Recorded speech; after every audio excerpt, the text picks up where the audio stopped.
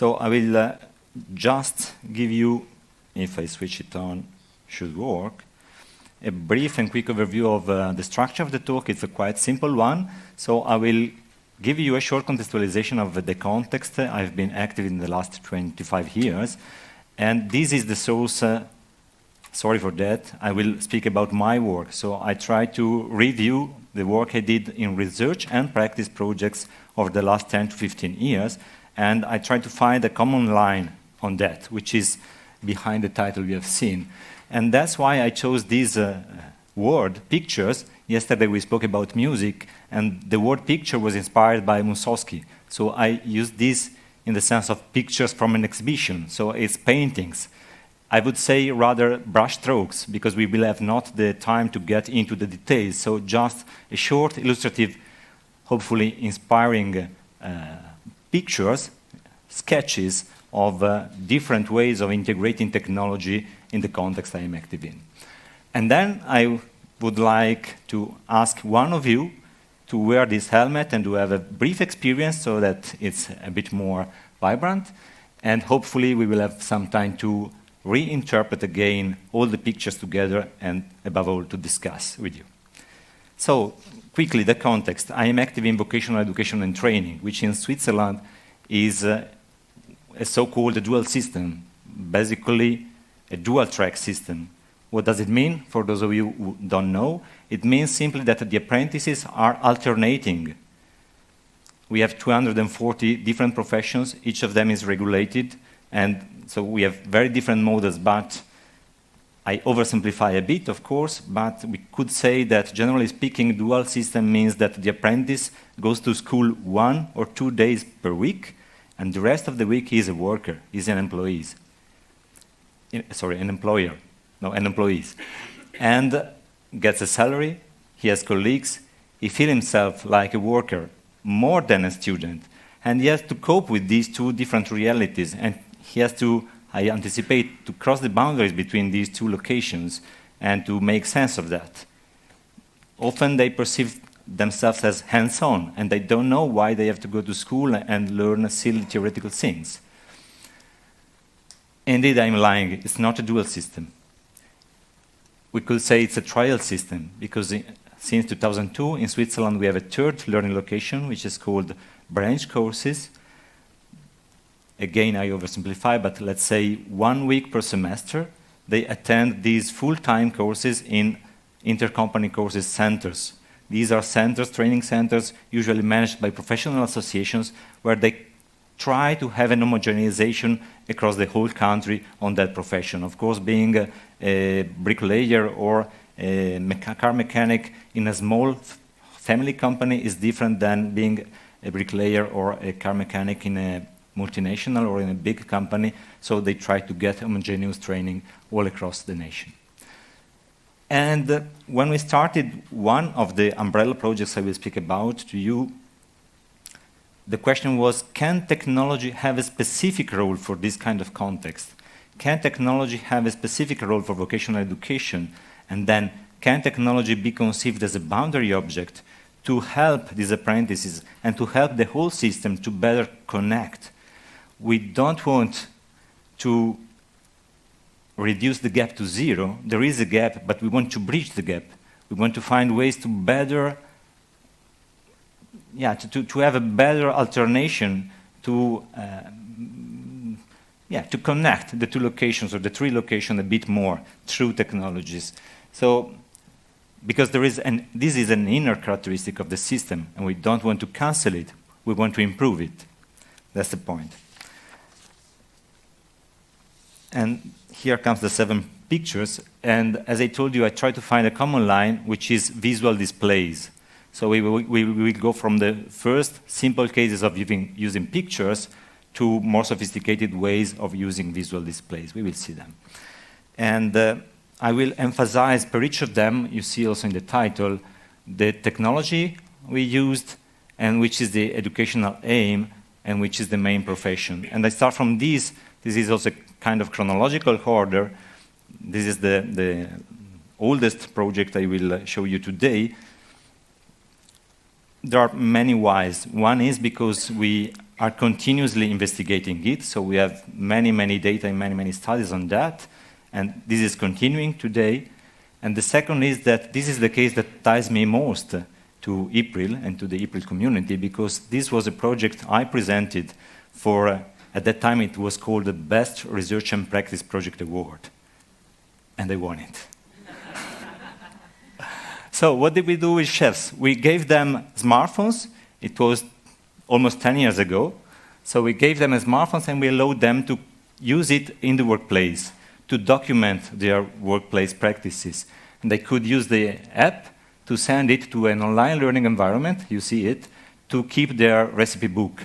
So they could write a recipe, but most of all, each recipe you see here, and you have a close overview there, each recipe is a recto verso paper sheet in a sense. And in the verso, we have integrated metacognitive prompts.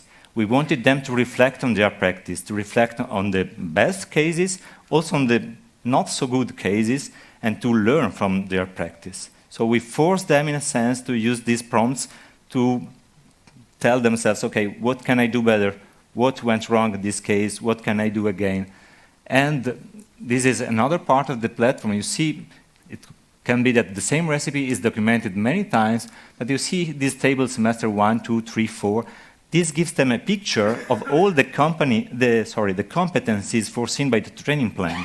So we also try to help them see the connection between the competence in the training plan and their practice. And behind the competencies, of course, there are many other things, as you can imagine. More than that, the platform is accessible, of course, by the in-company trainer. They can ask for a feedback, and the in-company trainers immediately see a notification of that and can give a feedback back, a written feedback, and always is, every time is supported by these images. So at the beginning we said they take images of the different steps of the procedure, and images are a very powerful source of information. It's amazing how many details a professional can see, a chef can see, and the novice is not able to see it at the beginning. So they can have their discussions, their dialogues on practices based on a real, concrete, situated experience of the apprentice. It's their own experience, and this makes a difference. Of course, that's not it, because the same environment is accessible to teachers, and teachers can use this concrete, real, authentic material to shape their lessons. And that's what indeed happened. So Nicola Piatti, the teacher you see here, completely changed his way of teaching. He doesn't teach anymore, I would say. He asked their students to go to the cathedra and tell their experience, narrate them, and all the other raise hands. No, my boss tells me that I have not to do like that, and my boss tells, and it's amazing to see how many boundaries cross each other, and how the teacher is on the top of the boundary, but doesn't allow himself to go one step farther. He asked their students to do the boundary crossers and to confront themselves with their boss with respect to what happened at school and what other bosses said. So, main results. Again, as short parenthesis, everything I showed today is evidence-based. There is a lot of research behind, but I don't want to stress you and I don't want to bore you. So I will show only rarely some statistical things just to tell you that I'm not lying, but believe me, after or behind each line, there are papers, and I cited them so that if you are interested, you can check yourself. So we started from the most easiest thing is the environment, the learning environment, the virtual learning environment, easy to use, and is it perceived as useful? And it was. More than that, we had an issue with this learning journal at the beginning because the teacher told us, yes, apprentices don't like it so much, but it is a compulsory tool to bring to the exams. So what happened in former times, the third year they passed each other the recipes, and the recipe book was one for everyone at the end of the day. After the first semester, we already had double the number of recipes they are obliged to present to the final exams with this. Then we had two classes, experimental group, control group, and we monitored all the learning tests over 3 years. And when it comes to learning acquisition, to declarative knowledge acquisition, we have seen most of the times significant differences in favor of the experimental group. And the same was for the reflective skill development, because we also asked them to reflect on their practice as we got used them to do with the environment, also in some learning tasks at school. Then there was a colleague of ours who developed their PhD on metacognitive learning strategies, and we could access finally to the grades of the final exams that have two parts, a practical part and a theoretical part. And what we have seen that there was a strong correlation, very significant, with the use of the platform. So the higher the use of the platform, the higher the performance at the final exams, which is not so bad, I would say. But I was not satisfied yet. I want them to be good cooks. So they have to cook well, to perform well. And what did I invent? I asked them to cook for me. So we had, again, the two classes split it because we had not enough resources to do that with everybody, and we asked the two groups to cook. All of them, each of them cooked the same recipe. We provided them the ingredients, and we asked them a very difficult task. We asked them to think aloud while cooking and explain us why they were taking what they were taking, why they were doing what they were doing. And we video recorded everything. We used the verbal transcriptions to assess the reflection in practice. So before it was reflection on practice, now we focus on reflection in practice. And we gave all the videos to two professionals. We provided them the grid they usually use in international contests with 27 indices. And what we have seen, this is one of the tables I will show you. So you see effect size and significant p-value everywhere. This is the expert rating. Huh? Okay, so they were performing much better. And we found the same when looking at reflection in action. I don't know to be in the middle. And this was the first question on the stage. So can technology be a boundary object? So we had 1,000 apprentices involved with a questionnaire where, among other things, we asked them about the connection they could perceive between school and workplace. And these are the results we got from this sample. And you can guess who is the highest bar, but this is not my point today. I don't mind that the Dual T chefs, Dual T is the name of the project they were in, are much better than other professions, because you could say, yes, of course, there are differences across professions, so how can you compare different professions, although they are in the same system? But this bar is named chefs other. This means that they are chefs without applying our Dual T approach. So also within the profession, there is a big difference in the connection they could perceive at the end between what they do at the workplace and what they do at school. 2015, 2020, we started working with the teachers, and then we realized that it was much more difficult to engage the supervisors at the workplace. And Christian Giannetti, another teacher who worked with us for his teaching diploma, wanted to work on that. Christian was the chef you also saw in the video with the big hat. He was formerly an in-company trainer, and then he decided to go to teaching. And so he had this in his heart. And it started in 2018 to work with the supervisor to explain them the sense of this experience, to explain them how important it is to use the learning documentation with apprentices to give them feedback and so. And you see, this is the feedback request, and this is the feedback response, and this is the delay in time. And you can see immediately that after he started working with the supervisor reacted much more to the request of feedback because they understood the knowledge, the meaning behind. Okay, as I told you, there are a lot of... I will go a bit quicker on the other cases, otherwise at 6 o'clock this evening we would still be here. So still pictures, but we used annotation to develop professional vision. As I told before, there is a professional way of looking at pictures, and novices and experts look at the same picture in very different ways. So we wanted to work on that, and what we realized at the beginning is that in many curricula, in many training plans, there is an explicit reference to observation, but when we go in classes and into training practice, we don't see how it is taught. there is no any course on how to observe in a specific discipline or in a specific profession, at least in our vocational education classes. And we did that with clothing designers and with beauticians. What did we do? Okay, Rialto is a platform we created after the learning documentation of the chefs, so it has many things in common, but it goes beyond.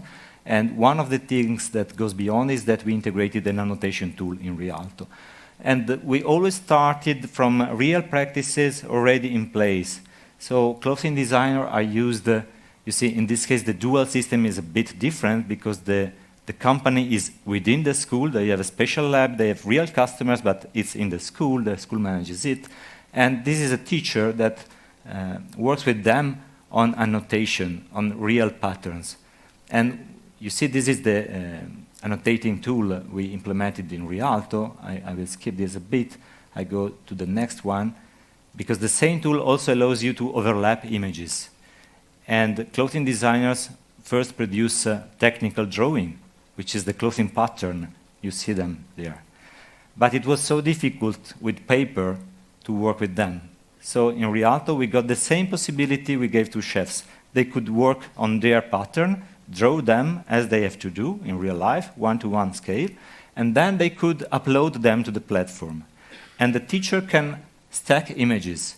You see, you can select all the patterns of the apprentices and the model, of course, and then you can decide that the model is on the background and all the other ones go on the front. So you can overlap one or many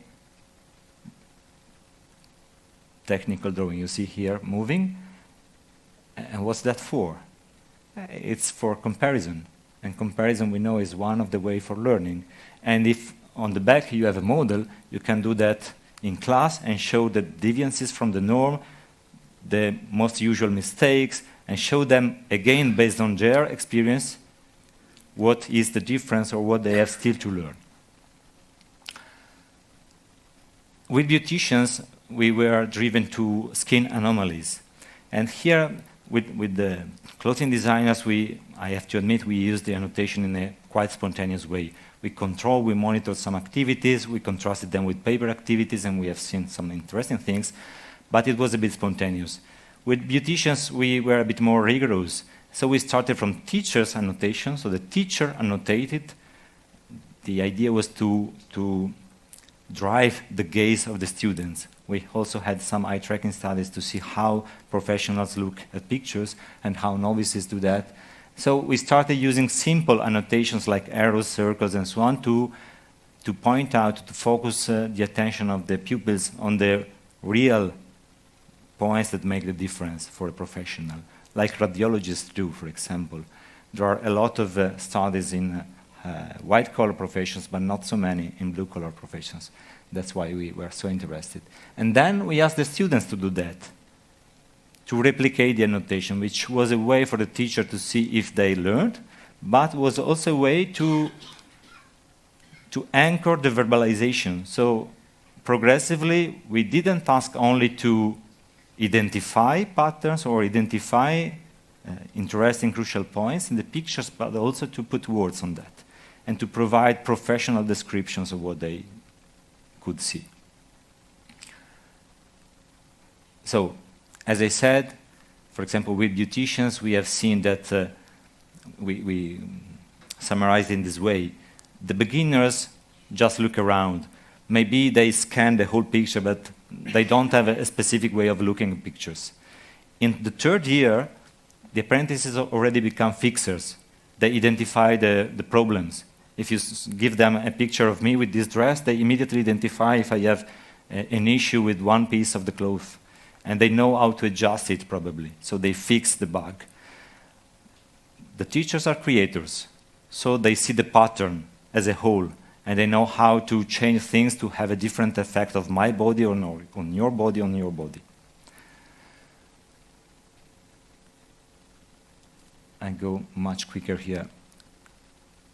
As I told, we used annotation as a cueing technique, and we saw that if you respect some multimedia principle, it is effective. We can drive their attention, and this is effective also for them, as I said, to empower their observation skill, which is visible in their description. Again, we looked at the details they could identify, and I skip this, and we have seen these. So when we check for their description, we see a very interesting effect in the pre-post within the experimental group, and compared to the baseline, they could see almost double the number of details than the baseline. A quick parenthesis. I told you about Rialto. We integrated Rialto in many professions. This is the picture related to painters. And when we went to these new professions, we made workshops.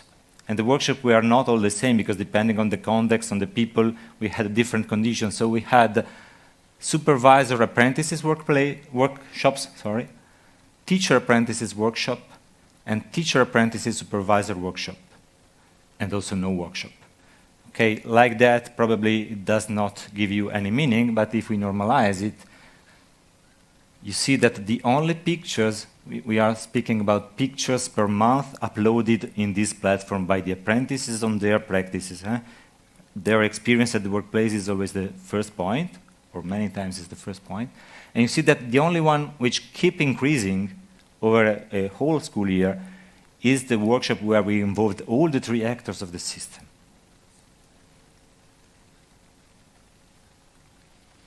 New case, we go to videos, but not normal videos, hyper videos. Again, I oversimplify. I will only focus on two characteristics, two features of the hyper video. This one is linking. So in hyper videos, we can put markers, glimpsing markers, that are connected to additional materials. So the marker appears, you can click on it, appears on the video, on a specific detail of the video, and when you click on that, you access further information. And we ask the nurses to collaborate together and learn urinary catheter insertion procedure starting from a video simulation. So the experience was this one. This lasted one whole school day. So they started in groups, studying a bit or restudying the procedure. They wrote a script, a storyboard for simulating. They simulated, they video recorded themselves. And then we explained them how to use our hyper video interface to turn the video into a hyper video. So they put these markers, these additional remarks. They had to select the relevant information for the procedure to be performed correctly, you see here. And finally, the day ended with the 4 or 5 hyper videos created, shared with the class. And this gives me the opportunity to also tell you about the design-based research. So when possible, we co-design with teachers, but we continue the design iteratively. So in this case, what you have seen here and what I have described so far was the first cohort of nurses. With the second cohort, we changed one detail. We didn't ask them to video record their simulation, because we wanted to see if designing the video or designing the hyper video makes the more difference. So we gave them one of the video created by the first cohort, and we just asked them to turn it into a hyper video. And with the third cohort, we changed the last part. Instead of showing them all the hyper videos, which was a bit boring indeed, we just asked them to select 1 or 2 and to annotate, to give comments over the product. And we had a pre-post design. These are the results. I have not to comment on the fact that the red line is the control group, which performed the usual lesson as always. We were not satisfied. We replicated the same with chefs. We had good connections with chefs. 4 classes, no control group, 2 first-year classes, 2 second-year classes. The same trend. So from the first cohort to the second cohort, we derived that it was the hyper video design that made the difference and not the video design. So now we are analyzing the process. There are discussions, and you see that they have to take decisions. They have to negotiate with each other what is more relevant and why.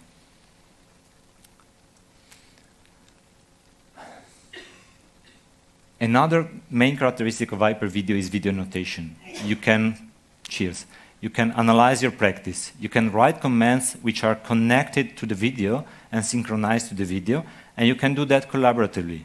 So you can also react to existing comments, and I oversimplified it because some of the experiences we had were to learn from errors.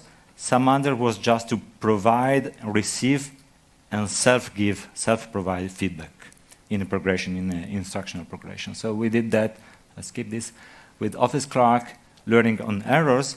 Again, they had to simulate. This was in the branch courses, for example. They had to simulate customer consulting.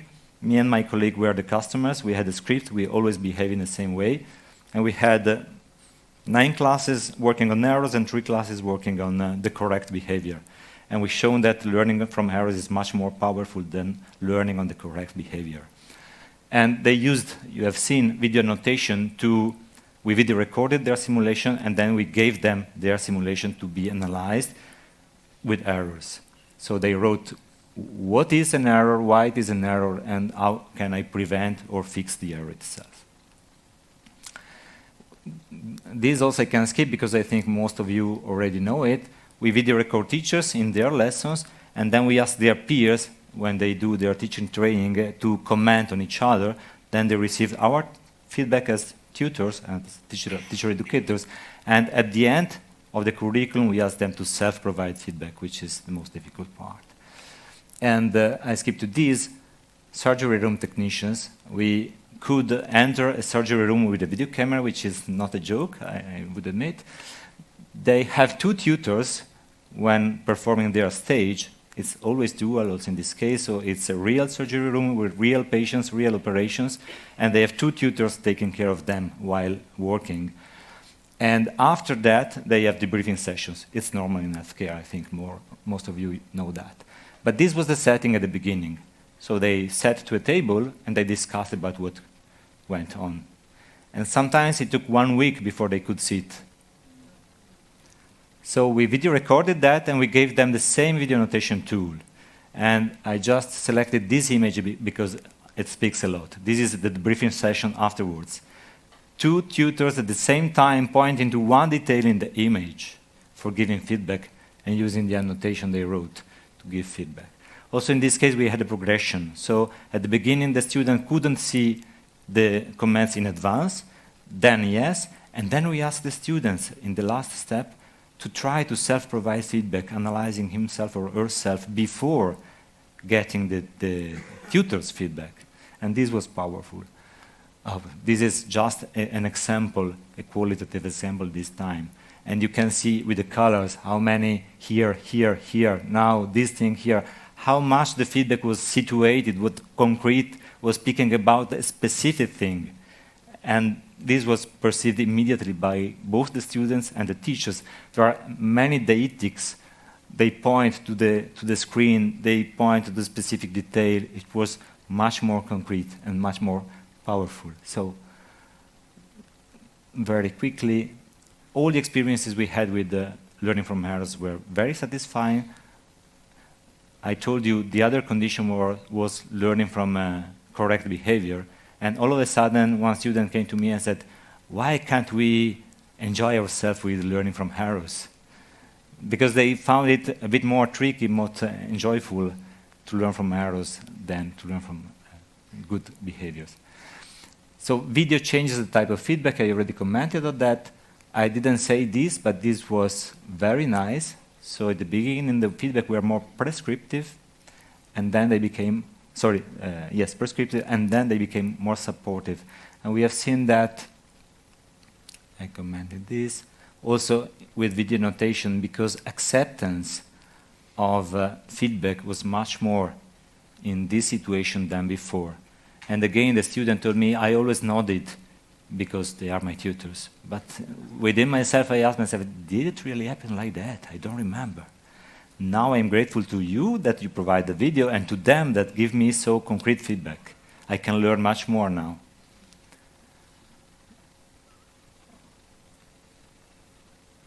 Okay, this is the last one. I just show the video. I don't comment because I think we are running out of time, and then I will ask one of you to come here, so start thinking who wants to come. Again, the experience. This is a gardener. He has to design a garden for the customer. So we provide the experience, we capture the experience. We don't give him a smartphone, we give him a drone. It can video record the garden he has to design, And then he goes back to the office, he puts the helmet, and he can see his garden. And he can start playing with the garden, okay? He can have a look at it, and then he can pass to the design mode you see in a while, and he sees the plant of the garden. And he can start putting plants, putting different kinds of embellishment. Now it goes a bit, and the point is that with virtual reality you can go beyond the experience, because you can go beyond the limits of space and time, in a sense. Nobody can plant a tree in 1 second. Nobody can see, then back to the Explorer mode, and you are in, you see what happens. But it's not just that. You see in a while, you can work on time. You can see, you can see across seasons how it will look like. You can see across time, in 20 years, how it will look like. Along the day hours, with the shadows, which are very important to select which plant to put where. So the application was developed by EPFL, the Technical University of Lausanne, where we have been collaborating in the project. And I let it go, you can look at it. What we have seen here, we try to combine. So we have seen that paper alone or virtual reality alone makes not that difference that combining the two. And paper first and virtual reality then is much better than the opposite, or even just one of them. And this is not the next step, it's the actual step. We will see why. So I really ask one of you to come, possibly not from healthcare, and possibly if he or she has not had any experience with virtual reality yet. Please come, don't be shy. Vesna, I know you are curious.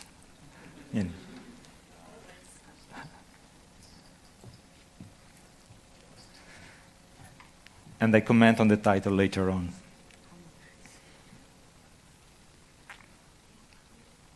È ancora connesso? Inizia a streamare. Aspettate, sì, è connesso, sto streamando, vediamo se si vede. Sì, a posto. Okay, you can take it. You know how it works, Vesna? Yeah. There is a playing zone. If you exit the playing zone, you see a grid, and then you see them. So you have to stay in the zone. Put it on. May I help you? Okay. Look around. Perché questo qui non mi piace, guarda che c'è il blu e non mi risponde. Com'è il polso? Il polso c'è. Ok, siamo sicuri? Sì. Io non lo sento. C'era la You can look around this now. Fentanil 50 che intubiamo. Però voglio una pressione alta perché sennò così non posso. Quanto vuoi di adrenalina che ti faccio? Adrenalina, comincia già con 1 milligrammo. Vado 20 grammi di nora. Adesso qui sono le fede 60, 30. 1 milligrammo di adrenalina fatta. Benissimo. 1 milligrammo di adrenalina, siamo a 20 gamma di nora e gli è andato un 500 di Ringer. Ok. Non mi sa, però dai che devo intubarlo. Sta pressione? Guarda il polso c'è. Dai, c'è il polso che massaggia. It's crazy. C'è il polso. Io faccio adrenalina. Allora, ragazza del reparto, per favore. Guarda un attimo, portami il monitor, il defibrillatore. 3 When you have enough, you can stop. Sì, ce l'abbiamo fuori. Su. How did you feel? That was really incredible, because the fact that you can see 360 degrees and so close, that was incredible. How did you felt? If you felt in any way. I felt I was on top of the patient. No, I felt that I could see really in detail what is going on, and I felt a little bit overwhelmed. Mm-hmm. But to be able to actually see that without impacting on what was going on, and to learn from that. Okay. So this is the element that I was also interested in, to kind of not to have negative impact on the dynamic, but to be able to see everything like that, I think is just amazing learning opportunity. Great. Did you feel anxious or something like that? Yes. Be honest, please. Well, yes, because obviously, I mean, this was a medical situation. It looked like an emergency medical situation, and I did feel a bit excited, a bit anxious about what was going on. But the fact that I could see that everything was happening, obviously, with the specialist giving the care, it was, and the fact that I felt I was there. So it was, I've tried some things before like that, but this was really, really special.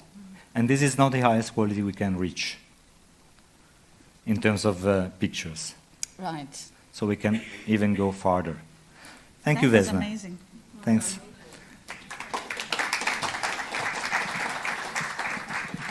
Thank you, Francesca. Do you want to share some comments spontaneously before we continue? No, it was not a hand. Is it crazy or is it promising for you? Who thinks it's crazy? One. No, it's not crazy. Oh, the crazy. It's crazy, but it's not crazy. Craziness is the promising because you realize, you can visualize, you can calculate, and you can simulate. And that is the big advantage, that you simulate things that normally you couldn't. Yeah, exactly. It's the same like in quantum mechanics. You make the simulations, and that is technology. Yeah. It's the step ahead. Vesna felt to be on top of the patient, felt to be there, without being there, without interfering. It's the same. You can travel as an electron through the atomy, and you see the bodies, and you say hi to the other electrons. That's great. The difference is that this is a real situation. So the situation you mentioned is possible with virtual reality, the classical virtual reality, so computer-based virtual reality. This is not computer-based. This is a real scene, really happened, really captured with videos, which is much more realistic than VR, computer-based VR. Yes, I think it's very important for becoming professionals to practice and rehearse very stressful situation beforehand, so they get this professional competence that they manage these situations in real life. And they have felt this anxious and stress before and analyzed, reflected. Yeah, yeah. Thank you, Hessi. Ayla, last comment. If you have time. I wondered, have you found anything to help with the dizziness? Because I have used this many times and quite often it's too dizzy feeling.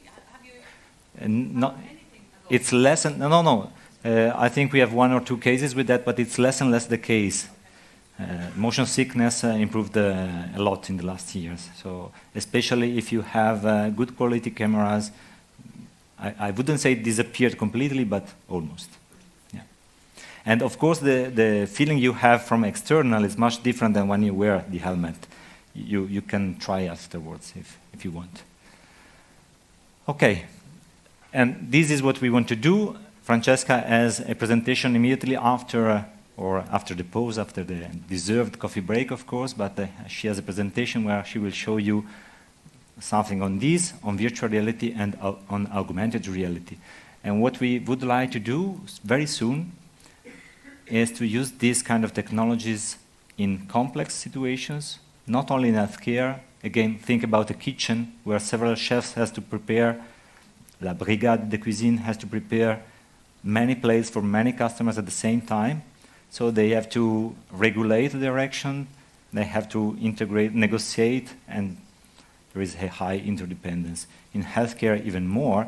And in healthcare, we have, I think it's more explicit to each of us, that we have to manage our emotions. So we are wondering if giving persons the possibility to simulate in this way, to observe in this way, already gives you an emotional arousal which is similar to simulated, but you can replicate it more times, you can work on that, you can train them to regulate their emotions. Okay. I have completely lost the sense of time, so this will be in Francesca's talk, and I would like to draw a possible reinterpretation with you if I still have 5 minutes. Do you give me 5 minutes? Great. so that we can discuss afterwards. Okay, so I emphasized this already many times. The assumption we started from is that apprentices have very rich experiences of many different types in business, in healthcare, in car mechanics, whatever you want. And we have seen through the 7 cases, the 7 pictures, that there is a big variety of experiences. We have physical experiences, we have virtual experiences, we have concrete experiences, we have less concrete experiences. We have direct experiences, or indirect in the sense that, for example, in a class you can work on the experiences of your schoolmate. It's not exactly your experience, so it's indirect, but it's anyway very similar too. You can simulate experience instead of having authentic experiences. So this gives us a rich variety of possibilities, and each of them is worth exploiting. So which kind of role could we give, or could we see technology can play? We have seen capturing. So in the first phase, the chefs were just collecting pictures. They were capturing what I love to call them traces of experience. It's not the full experience, but it gives me traces on which that I can exploit to reflect on. I can use them in many ways, and with craftsmanship, I just put a couple of other examples.